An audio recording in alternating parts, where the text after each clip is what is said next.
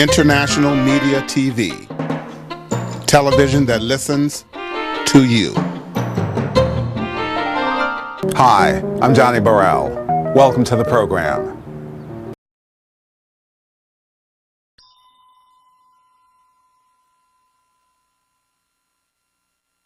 Hi, I'm Linda Olivenbaum, Director of the California Early Childhood Mentor Program.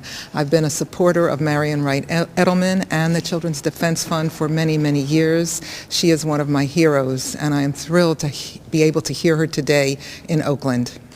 And I'm Sue Greenwald from the Center for Community Health and Engagement at UCSF Benioff Children's Hospital, Oakland. Marian Wright Edelman has been my hero for many, many years. I use her work and her words in my early childhood work often. And Linda and I had the experience of working with First Five Alameda County for many years. She approaches the work from the early childhood education point of view. I approach it from the health point of view. And the Children's Defense Fund encompasses all of the aspects of how we need to support our children, and especially those children that don't have a voice of their own. Welcome to Oakland, and welcome to being in the presence of the most inspirational warriors that I know. And that includes Latifah Simon, that includes Angela Glover Blackwell, and that includes it's like a dream to me to actually sit next to you, Marian Wright Edelman. Being the mayor of Oakland has its perks. Yesterday, I was presented by the Golden State Warriors with a championship ring.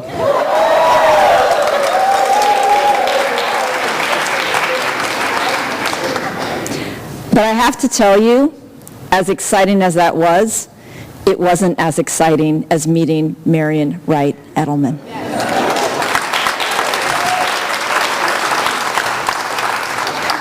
Because we are not champions until we have won this battle. And to have you in the halls of government in the city of Oakland, a city that cares so much about children, cares about equity, understands its importance at this moment in time, and yet still harbors within our boundaries such shameful inequities, such shameful disparities. We are heartened in our battle to have you here, to listen to your words of inspiration and strength. I'd love to say that this next person is just Angela Glover Blackwell, but she is the Angela Glover Blackwell. The Angela Glover Blackwell. A longtime board member, co-chair of the Children's Defense Fund Board, and a founder and key architect of the Black Community Crusade for Children. Angela Glover Blackwell serves as president and CEO of PolicyLink. She drives its mission of enhancing economic and social equity. And if any of you were in Los Angeles a few weeks ago and attended the PolicyLink Summit, you already know what is going on with PolicyLink in their leadership. Under Angela's leadership, PolicyLink has become a leading voice in the movement to use public policy to improve access and opportunity for all low-income people and communities of color. Prior to founding PolicyLink, Angela served as senior vice president at the Rockefeller Foundation. A lawyer by training, she gained national recognition as founder of the Urban Strategies Council, where she pioneered new approaches to neighborhood revitalization. For 10 years, she was a partner at the renowned public interest law firm of Public Advocates, dedicated to serving the underrepresented. Angela is not only a leading voice, but I would surmise that she is the leading voice in the movement for equity here in America. She's a frequent commentator for some of the nation's top news organizations. She served as co-chair of the task force on poverty for the Center for American Progress, and she currently serves on the President's Advisory Commission on Educational Excellence for African Americans. Angela Glover Blackwell is a true American hero. She is a leader, and I want to bring up Angela Glover Blackwell to introduce Mrs. Marian Wright Edelman.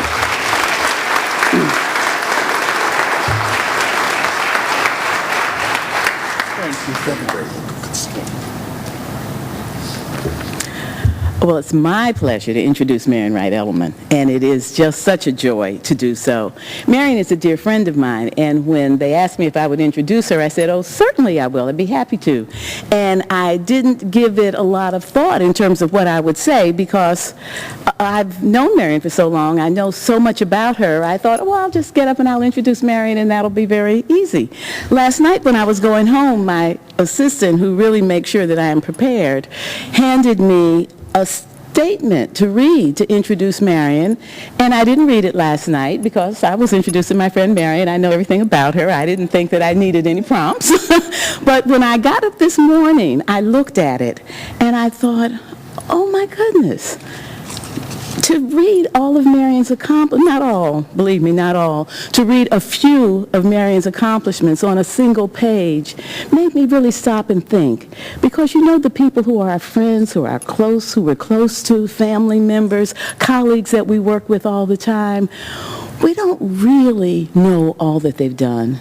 And we often know them in pieces, and we don't know the whole person. And I enjoyed reading through the statement about Marian. And it reminded me of when I first started thinking about Marian, which was long before she became my friend. I was actually in college, and I was home for the summer. I grew up in St. Louis, Missouri. If you know anything about it, you know it's very hot. And it was one of those hot summer days. And we had a cool floor in the back room. And I was stretched out on it, which is what we did to kind of cool off. And I was looking through Ebony magazine. And I was flipping through Ebony magazine, and I saw this picture, a photograph of this black woman who was the first black woman, perhaps the first black person, I'm not sure, but certainly the first black woman to be admitted to the Mississippi bar.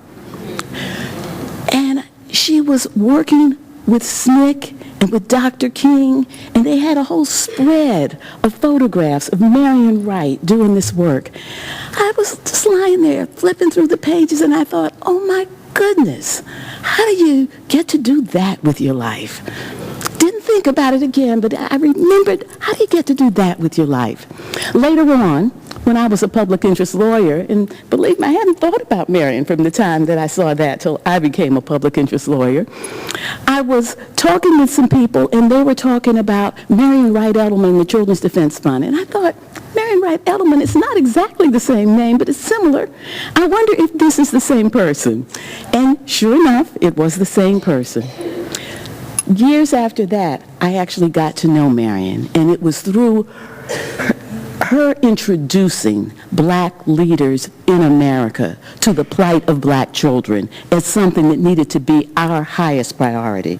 And it was out of a convening where she pulled 22 black leaders together, and I didn't think of myself as a black leader, and so I was truly honored to be in this mix. People like John Hope Franklin and Dorothy Height were there. Marian was also trying to bring in unknowns, and I was in that category because she felt that everybody needed to be a part of this, and out of that came the Black Community Crusade for Children, which turned out to be a very important effort to be able to focus the attention of the community that was black on children and understand that the children's movement is about them too.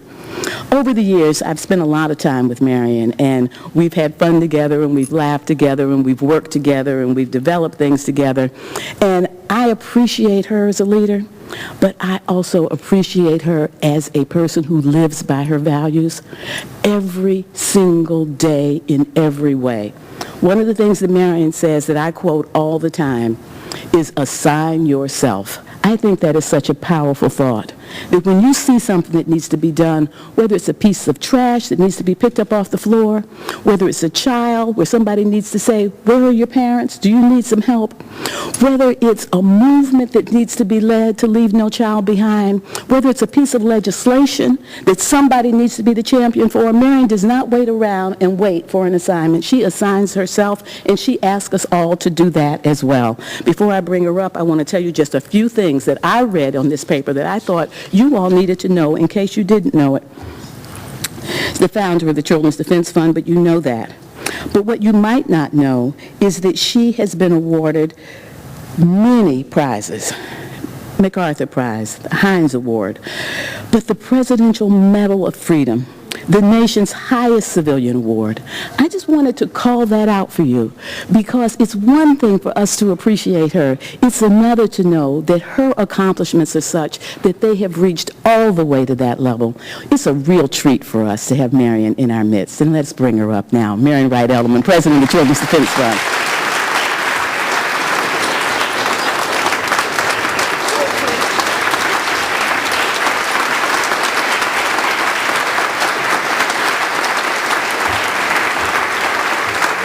Thank you. As you will soon hear, I don't have a voice this morning, so you'll have to bear with me, but thank you, Angela. I am so proud of Angela. And over the years, I think that both, she's now my boss, and Jeff Canada was my previous boss as chair of the board, and they were the two of the most exciting young leaders when we combed the question of the country to look for substantive young leaders. Angela and Jeff have been the stars, and I'm just so grateful for what you're doing and what you've become, and I'm so proud of you. And one of the things that we have to do is to foster a sense of servant leadership. It's not about us. It's not about our own careers. It's not about our own pitch in the paper. It's about whether we're lifting as we climb. And if we don't begin to kind of create that critical mass of servant leaders, we're going to continue to see the politicians run us, I think, over the cliff. So I'm just so proud of you, Angela, and I'm delighted to be here with all of you and with Alex Johnson, who is our new head of California CDF, and with all of our California CDF staff, many of whom are here in Oakland. Can you all just hold up your hands or stand up for just 1 second so they'll know you? But we're very proud of you, and many people don't know that the majority of CDF's work is out in the country. And the most important work I think we're doing is down at Alex Haley's farm. And we've been planting the seeds for the next transforming movement we have to have in this country. And it takes a lot of tending. You have to have a whole lot of seeds. And any of you who know the parable that Jesus told about the seeds, the birds are going to come and eat some up, the sun's going to come and burn some up, the people are going to step on them as they go. So you got to plant a lot of seeds in order to have a crop. And I will just tell you, when I look at the young leadership that's developing around the country, we're going to get that movement, and it has to come out of people from the bottom up. Movements do not come from the top down. They come from the bottom up, and I am just so proud of the tiers of leadership now. I think it's like 3 generations, but I think we're going to have to take America where America has to go. Since I don't have any voice, I'm not going to torture you this morning. I basically want to just start off with Nelson Mandela, who says that poverty is not an accident, and we've got to end child poverty in America, and we've got to end racism in America, and we've got to break up the cradle-to-prison pipeline, which our children are being funneled into, particularly if they're black and Latino and Native American, and we've got to keep all of our non-white children and communities together and not let anybody divide us, but we're feeding the latest manifestation of slavery in this new iteration. And we've gone through slavery and Jim Crow and lynchings and terrorism and the Mississippi era, and then a civil rights movement, and then the reaction to that civil rights movement. And we're now in another one of those periods for people trying to turn back the clock, and it's called mass incarceration. And children are born into that cradle-to-prison pipeline, and they're fed into it, and we've got to break it up, and we know how to break it up. And we've got our basic mission at CDF is the recognition that children don't come in pieces, and that good policy ought to be like good parenting. No parent is going to choose to give their child health care and not give them safety and not give them, early childhood that's stimulating and not keep them safe when they have to work with child care and making sure that they're safe after school and not going to get them educated. And so and there needs to be a continuum of care, and we have to address the needs of the whole child. And that is the mantra of CDF, which we've tried to piece together, though we are all in these silos in policy terms, but we have to kind of keep the whole child in our mind as we proceed to make sure that we're dealing with the health and the education and the early childhood and the safety and the housing. But we've just pulled kids apart and then wonder why they don't succeed. And we'd like to do like every one of our parents. We want to take care of our babies from prenatally up to adulthood, because nobody's going to say, I'm going to take care of them in the early years of life, and we got to do that, and that's the foundation. But not forget them and forget about them when they get in school. You can't do that. You got to get them all off to college, or they're going to go off to prison or go someplace else. And so it's just common sense decency that you want to help children get the early starts that they need, and the continuing every parent wants for their own children, and we've got to do that for other people's children, because God did not make two classes of children. And so all children are sacred, and we've got to make sure that that becomes the policy. And I want to talk very briefly about child poverty, and then I want to just talk about why this is the most important work that you could possibly be engaged in, and I want to thank all of you who are engaged in it. There's nothing more important. The future of the country really rests on it, and the soul of this country really rests on it. And so I just want to affirm what you're doing and just say do more, and do it more together, and do it more strategically, and just don't let no be an answer from anybody, because the lives of every child is at stake. Dr. King, when he was in his last sermon, he called his mother to give her his next Sunday title, and he said, it's why America may go to hell. And he said America is going to go to hell if she doesn't use her vast resources to take care of all those folk in need and to eliminate poverty. And as you know, he died calling for the Poor People's Campaign. And I've always felt so blessed to have been born at the intersection of great historic events and great historic leaders. And we were mentored by these folks, the accessibility of the Dr. Kings, of the Ella Bakers, of the Septima Clarks, and all the others. And those of us who have learned the ropes in many ways have an obligation to give back, which is why the tiering in the Black Community Crusade for Children is so important. We don't have time to reinvent every wheel. And that's not to say we're trying to do things like we did them in the past, but there are lessons to be learned. And I've always felt so blessed to have had the best mentors in the world throughout, through their personal example, but through watching how messy and complicated and possible transforming change is. And we've got an obligation to give that on to our next generation. And I want to just do a little shout out to anybody who's running freedom schools, who's been a part of the freedom schools movement. They're just doing just good, and I'm so pleased that we've got freedom schools now, thanks to Alex and others in Los Angeles, and we've got some in Oakland, and we've got some in all over the country, 200 of them, in secure detention facilities, because we've to give up on any child at any point. We should not just assume these children are going to go off to mass incarceration systems and on off to prison. And so we got to get them in preschool. We got to get them throughout the high school years and stop that summer learning loss, but more importantly understand that we've got to reconnect and reweave the fabric of family and community. And I'm just so excited about the things that are happening. So I do want to invite you down to Haley Farm. Go to our website. You'll learn more about it. And come and see the young leadership that's developing all over the country. And we're going to get the movement, because we have to have the movement, or we're going to go backwards. And I don't want my grandchildren and my children to have to fight the same battles that we fought. And so we need to get our act together as adults and get ourselves out of the way and build that next movement. And we've got a lot of stuff going on in America now. We've just got to sustain it and focus it and make sure it's going to lead to transforming change. We issued a report this January on ending child poverty in America. We asked the Urban Institute to look at 9 programs that we knew worked, and if we invested 100% in those programs, how much poverty for children could we alleviate?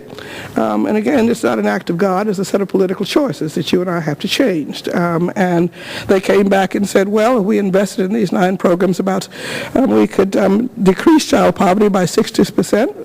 Child poverty for black children, 72%. And I tell you, it is a disgrace after the civil rights movement to have the black child be the poorest child in America, with 51.3% of our black children being born into poverty in the richest nation on earth. What's the matter with us? I mean, how are we going to stop this obscenity? And they also said that we could lift the floor of 97% of all of our children. if we invested fully in just these 9 programs, it would cost us $77 billion, which is a bargain, because it costs us $500 billion every year we let all these children grow up ignorant, without health care, without education, dropping out of school. And we've issued 3 major reports over the last 20 years that Bob Solow at MIT, a Nobel laureate economist, did for us, saying we could not afford not to end child poverty. And what is it in this country that would rather keep children poor and hurt us and our productivity, morale, and race? What is it that this legacy keeps us from doing the right thing by our children and by our nation's future? And so we lay out in this report how we would pay for it. And we don't have a money problem in America. We have a priorities problem. And we've got to change that. So we lay out all the ways, they can find hundreds and hundreds and hundreds of billions of dollars to come up with a new fighter jet that doesn't work. And in fact, our early childhood research is so much better than the research for this proposal. And if we just did, 10 or 15 fewer of those planes, we could do our early childhood system that we've got to have.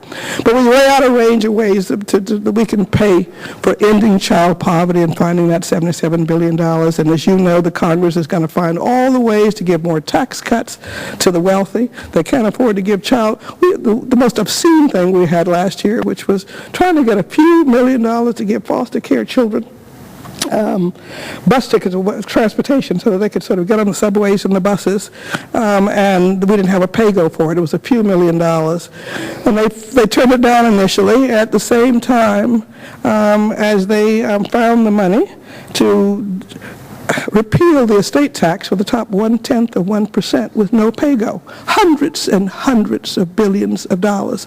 And you say, what is the value system in a country like this that can't help the neediest children, that could give more at a time when all this money has been drained from the ordinary people and from the middle class and from poor children?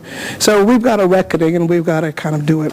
This report at child poverty, and there are 14.7 million children who are poor in America, and this is more than many, many countries. We are next to the last among all wealthy industrialized nations in the level of child poverty that we permit, and it's going to be our undoing. And we know how to do it, and I hope you all will really look at that. And because I don't have any voice, I'm not going to hold you hostage for too long, but we know what to do. We've all got the right agendas. We know about health care, and I'm so proud that we've made great progress here in California in covering undocumented children, and we now got to make sure they actually get that care. We've got some wonderful models of helping schools enroll children in health care when they come up. It is nice to see the light bulbs go off after many years. That if a child can't see or hear the teacher or has an attention deficit disorder, that's an education system. Every school ought to be asking on the first day of school, is that child enrolled in Medicaid or CHIP or have private insurance? And it's going to make a huge difference in the education outcome. So I hope we can move all of that to scale and get it done. It doesn't do any good to get a new law if you can't translate it into good implementation and into engagement of parents. But this is a major, major step forward, and we're very proud of what you're doing. And I will leave it up to Alex to lay out the California agenda. We know what needs to be done on poverty. We know what needs to be done in education. You're the face of the future, and we want you to be worthy of that future, and make sure that we can begin to put before the world a model of what a real democracy can look like in the richest nation on earth. I'm embarrassed by our country's failure to live up to its values and to live up to its potential. And I think that if we don't invest in our children, we're not going to be able to have a strong future. I and my family, we're all pack rats, and we all send each other all kinds of old clippings, and one day I got a clipping from my sister, 10 years ago, and it says that everything you need to know in life from an anonymous critic, it was from, you can learn from Noah's Ark. And I guess I want to just shorten my version by just going to Noah's Ark very quickly. And the first lesson from Noah's Ark was don't miss the boat. And the country is going to miss the boat because of what they are not doing in investing in our children. How can a country be strong and be secure if a majority of all of its children in all racial and income groups cannot read or compute at grade level, and the majority of all of its children, all races, but then you've got almost over 75% of your Latino children who are an increasing part of our population, and almost 80% of our black children cannot read or compute at grade level in 4th or 8th grade, and then we know about the dropout rates and the implications of that. What is a child going to do in this globalizing economy and competitive economy if they can't read or write? They're being sent off to that prison pipeline and mass incarceration system, and we've got to break it up. And I don't care what it takes for us to break it up, nonviolent, we've got to break it up and redirect these children into college and into work. And I often dream about how much it would take, and I'd like to go back to the Urban Institute to say how many, we set up a high-quality early childhood system for every child from before birth, and we put the pieces into place, and we've been laying the pieces, prenatal care, and then how do you do the first 3 years of life, and how do you do universal pre-K, and the pieces are sort of there, and how do you do full-year kindergarten, because Common Core standards were being applied for children coming into into kindergarten, except that only 12 states require full-day kindergarten. I'm sick of people holding children accountable for what we don't provide them the means to achieve. And so we got to go straight through kindergarten, and the early childhood people have to get it together and stop fighting with each other. It's about children, not about us and our silos.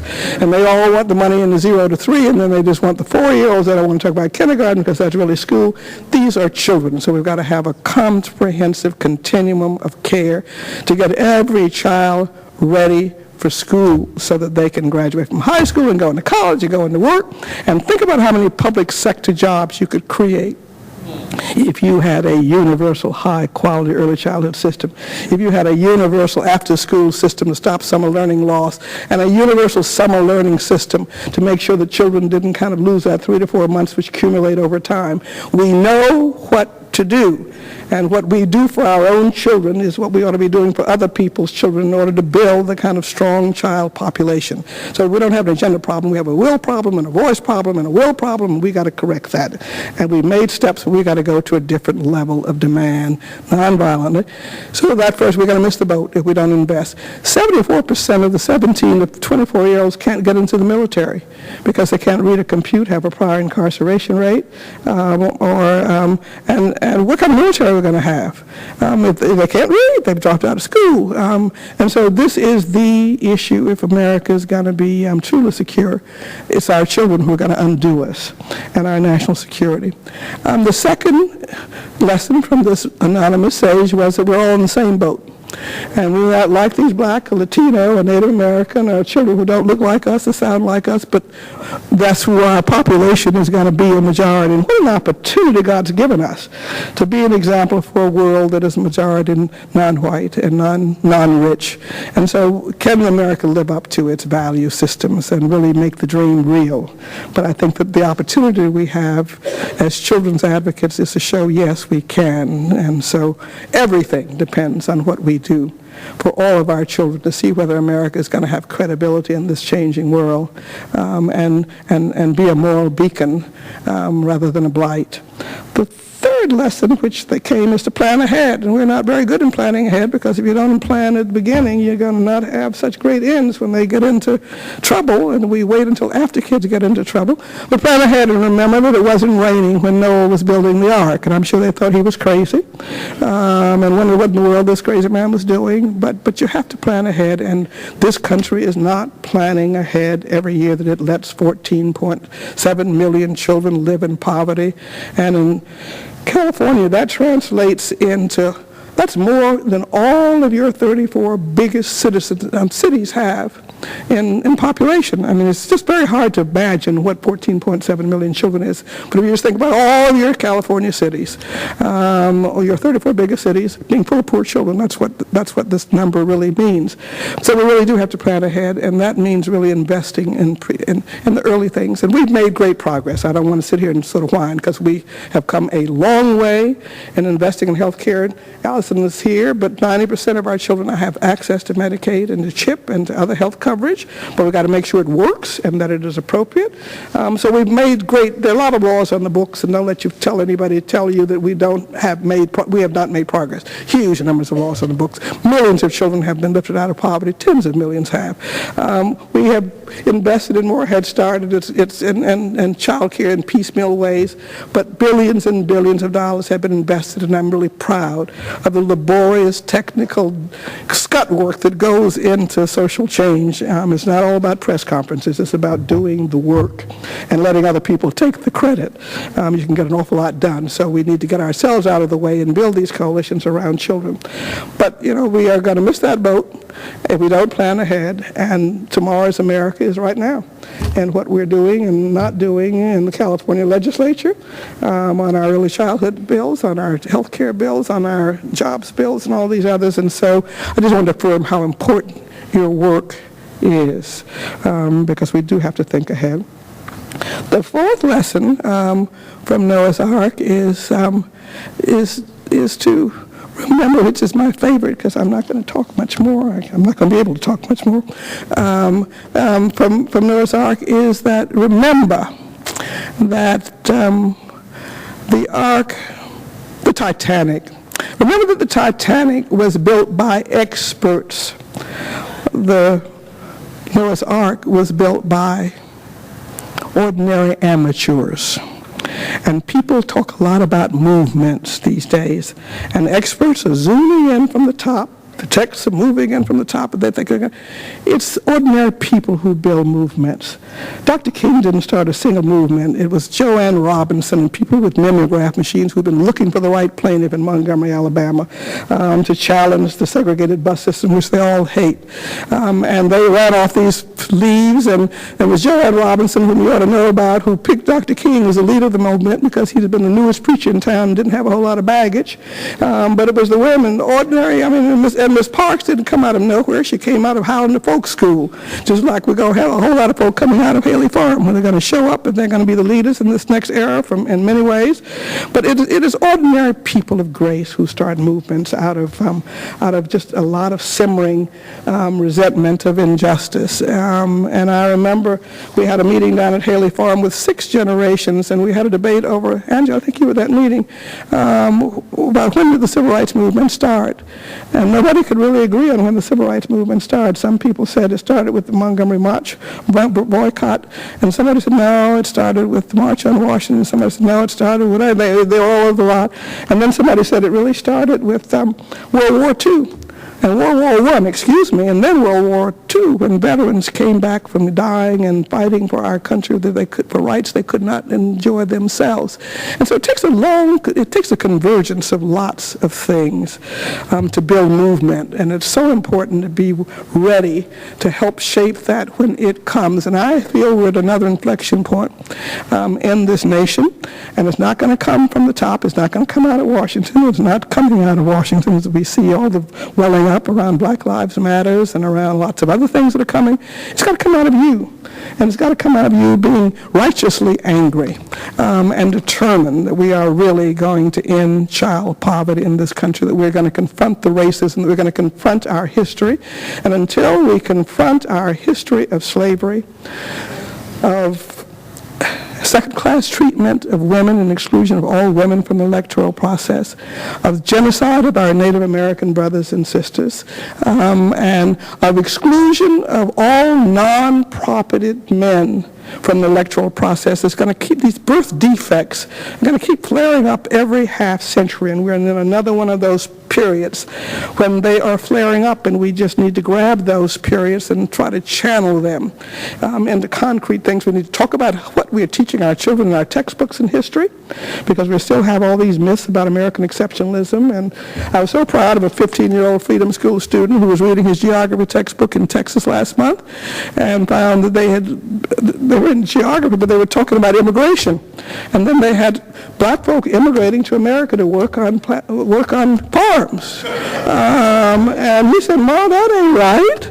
And he wrote his mother, who happens to be a graduate student, and she encouraged him and went with him to the textbook company, and you will find that the Texas Textbook Commission monitors what we put into these things very carefully. And the Republican National Committee all shows up at all these things, but they are monitoring to keep the old story there.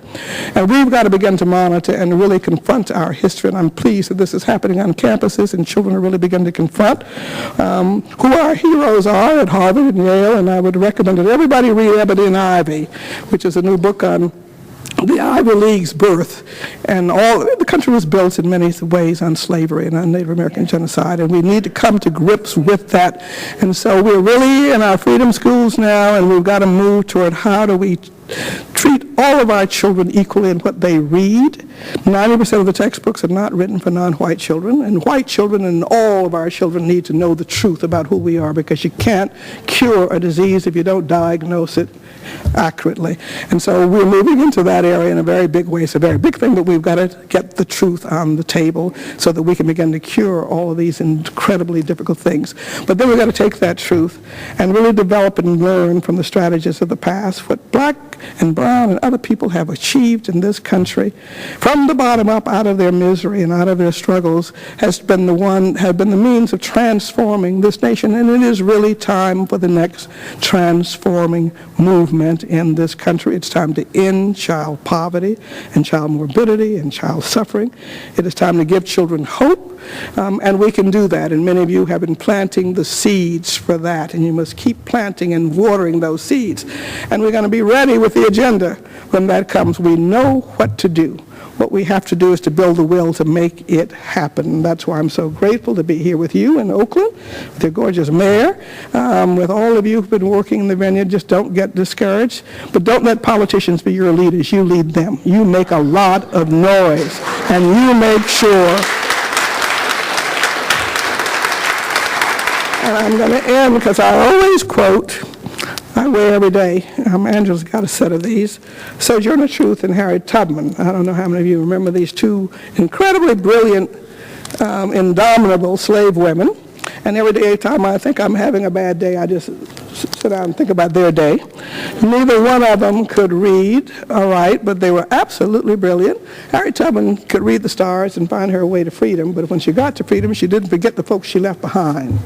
And she went back to bring other people. And again, if we can just remember, it's not about us and our private ambitions and our private political careers, and to go back and to bring the whole community along, because the tops can't stay up there if the bottom keeps getting bigger. And that's true for the country and as well for all of us in our segmented groups. And so let's remember Harriet Tubman. She could read the North Star, and she brought all these people to freedom, but she went back to bring everybody else so that they could be free as well. And Sojourner didn't take any prisoners. I remember she was a very brilliant and eloquent speaker, and she got threatened by one white man when she was about to speak, and he said, as you come, we're going to burn down the building. And she says, that's all right, then I'll speak to the ashes. Don't let anybody stop you. And secondly, she got heckled. She was an early feminist, and she did not take any huff as a woman, and she thought women were as powerful as men, and my goodness, what kind of children she bore and what kind of eloquence she had. And she got heckled with him, and I tell this story a lot, about how she, when she got heckled by this man, who said, I don't care anymore about your old story about fleas, I don't care anymore about what you're just talking about than for an old flea bite. And she snapped back at him and said, that's all right, Lord willing, I'm going to keep you scratching. So many of us want to be big dogs, okay? But we don't need a whole lot of big dogs who hold press conferences. We need a whole lot of strategic fleas. If there are enough people who are fleas and who bite people who mistreat children, and who use their votes and their voice and their courage to get on your legislators and to get on those who hurt children, we can make the biggest dogs move. And so we need to see ourselves as being strategic fleas and building a massive flea corps. And I have seen how the flea corps has grown over the years with targeted goals, pick some of us off, a bunch of us come back. So let's just commit to saying we're going to put our children ahead of ourselves, ahead of our own aspirations, because we can't raise our own children raising and making safe other people's children. We all got to share the same streets, we've all got to share the same communities and the same nation. And so I can't think of a greater privilege to have than to be able to talk about transforming America and making its dream real and building on the struggles of the civil rights movements and other movements for freedom. And that's the opportunity that we have, and this is another inflection point in our nation, and I just hope we're going to get it together and move it to a different stage. It could not be worse in many ways with the disparities of wealth and income inequality, with the illiteracy, the massive illiteracy of our children, with the mass incarceration that's before us, with the continuation of black bodies being treated as they were in slavery by our police people who were in charge of trying to protect people. What is it going to take us now to get out here and to build that nonviolent movement that's going to transform America and make it fit for every child? And what greater privilege could it be than to have the opportunity to do that? So thank you for what you're doing. It's movement time. Get yourself out of the way, come together, and let's move this nation to what it has to be to make sure no child is left behind. Thank you.